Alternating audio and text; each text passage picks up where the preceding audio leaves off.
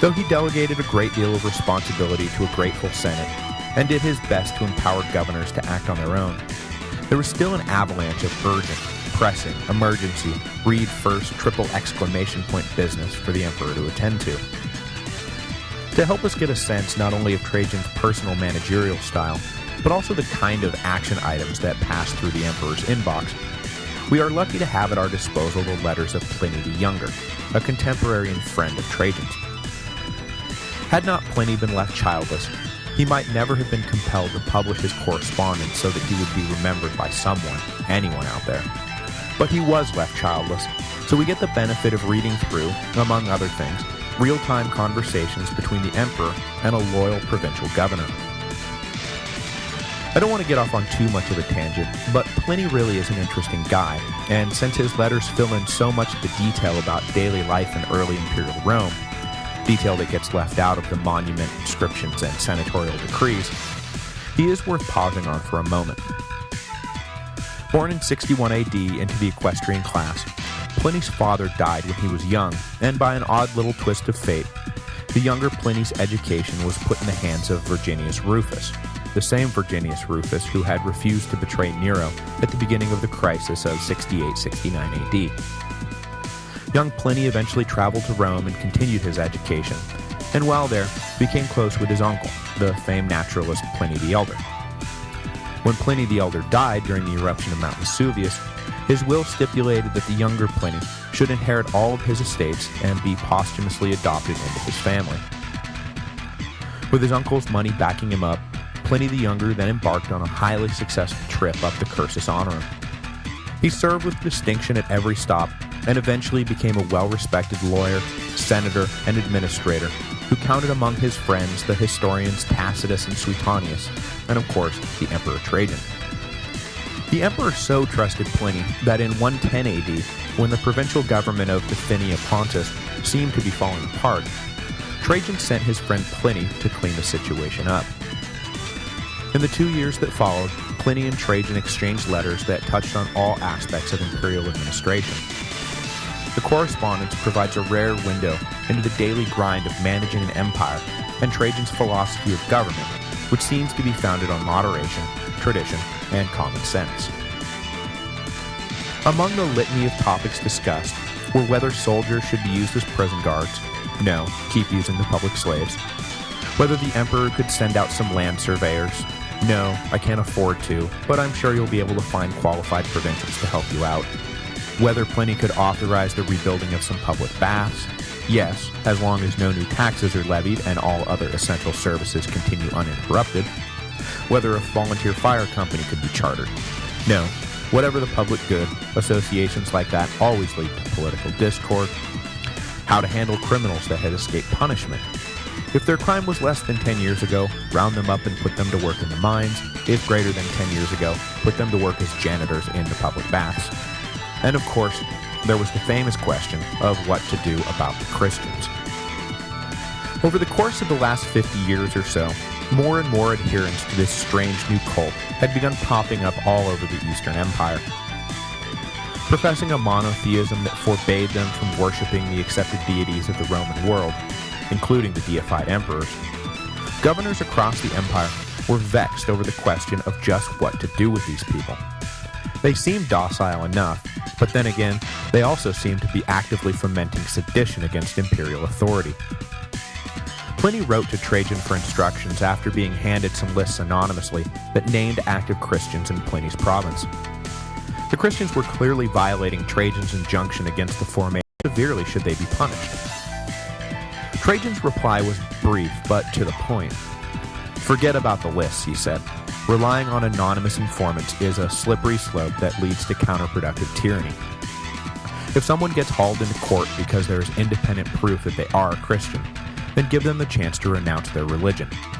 If they don't, then punish them as you would any other seditious troublemaker. But if they do, then let them go free, no worse for the wear.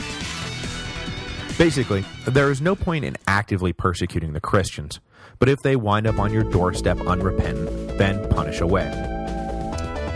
The question of what to do with the growing society of Christians in the empire would continue to befuddle emperors for the next 200-odd years, who alternatively ignored them, embraced them, or persecuted them, until Constantine put the issue to rest, and by that sign, conquered. Trajan's time playing the part of enlightened despot was a productive and beneficial time for the empire. And indeed, he was quickly given the title Optimus, or the Best, to add to his litany of honorifics. But the emperor had spent his entire life under arms. There was little chance he was going to pass the rest of his reign in peaceful domesticity. Luckily for Trajan, in 113 AD, events conspired to provide the old general with one last opportunity for military glory. After the victories of Corbulo during the reign of Nero, Rome and Parthia had come to an understanding over the semi-independent kingdom of Armenia. Parthia was allowed to pick who ruled the kingdom, but Rome had to ratify the choice. In 113, the Parthians dutifully nominated a new king to fill the recently vacated throne. But the choice, the Parthian king's own nephew, was deemed unacceptable by Trajan. But the Parthians decided to test the limits of Rome's disapproval and refused to remove the offending monarch from the throne. Whether or not Trajan was waiting for some pretext, any pretext to launch a campaign in the east, or whether he was really and truly motivated to action by the question of Armenian succession, is still an open question, but the results were the same. Trajan headed east, gathered up his legions, and invaded the kingdom of Armenia. In 114, Trajan easily dismantled the Armenian defense force and overthrew the offending Armenian king, who would later die in Roman custody. The emperor, though, had no plans to place his own puppet on the throne. Instead, he declared his intention to formally annex the kingdom and reorganize it as a Roman province. He spent the rest of the year overseeing the creation of the new province of Armenia and demanding the recognition of Roman hegemony from northern tribes who inhabited the Black Sea coast. Had he stopped there, we could probably state with confidence that Trajan had in fact been animated to action by little more than the unacceptable situation in Armenia. But as soon as Armenia was annexed, Trajan immediately turned south and marched out on what was clearly now an open-ended war of conquest. In 115, Trajan emerged from the mountains of Armenia into the deserts of Mesopotamia and launched himself against the Parthian Empire. At the time, the Parthian kingdom was divided by internal political discord, which was one of the reasons the king had felt it necessary to place his nephew on the throne of Armenia in the first place, and the great empire of the east was able to offer little resistance to Trajan's invading legions. By 116, the Romans already controlled enough territory to organize a new province between the Tigris and Euphrates rivers that Trajan dubbed Mesopotamia. He then sent 2 legions south to secure key cities, with one eventually capturing the ancient city of Babylon. Trajan himself gathered a fleet and set sail with the rest of the legions down the Euphrates River. After riding that river for a ways, Trajan ordered the fleet hauled overland to the Tigris, where they would continue south on their way to capture Seleucia and the Parthian capital, both of which lay on the Tigris. Encountering little resistance, Trajan seized the Parthian capital, and, leaving behind a garrison, continued down the Tigris to the Persian Gulf, where he seized the important port city of Charx. In less than 2 years' time, Trajan had cut out a huge chunk of Parthian territory and annexed it into the Roman Empire. His only regret, expressed while standing at the shores of the Persian Gulf, was that his advanced age prevented him from following Alexander the Great all the way to India. It seems that the emperor's original intention was to conquer the entire Parthian Empire and rule it directly from Rome. But the swiftness of his victories hid the superficiality of Roman control. No sooner had he reached the Gulf than he was forced to turn around and deal with a Parthian insurrection led by another of the Parthian king's nephews. Though the legions were able to defeat the Parthian army, further revolt, including a serious Jewish uprising that was beginning to engulf the whole southeastern quadrant of the empire, led Trajan to scale back his ambition. Rather than attempt direct rule of Parthia, he decided to impose a puppet on the throne and make Parthia the greatest Roman client kingdom of them all. In late 116, Trajan was trying to root out the last holdout city in his new Mesopotamian province when he suffered heat stroke under the strong desert sun. Already plagued by supply issues caused by the spreading Jewish revolt, Trajan decided to withdraw from the siege, spread his troops out to quell the revolt, while he himself returned to Italy to recuperate from what was proving to be a physically trying campaign. In 117, he began the long trek back to Rome, but putting into port in Cilicia, his body finally gave out, and on August 9, 117 AD, the Emperor Trajan died, 1 month shy of his 64th birthday. He had ruled Rome for 19 glorious years. Now I know what you're possibly thinking at this point. Is that it? Here we are, talking about a man who led Rome for longer than any emperor since Tiberius, a man who's widely considered one of the 2 or 3 best emperors ever, and all he gets is the better part of 2 episodes? Unfortunately, the answer is yes, that's all he is going to get. The problem with Trajan is that we run into a paucity of primary source accountings of his reign. Plutarch and Tacitus and Suetonius all avoided commenting on the sitting emperor. So the key sources that we used for everything up to this point just sort of cut out around the reign of the Flavians.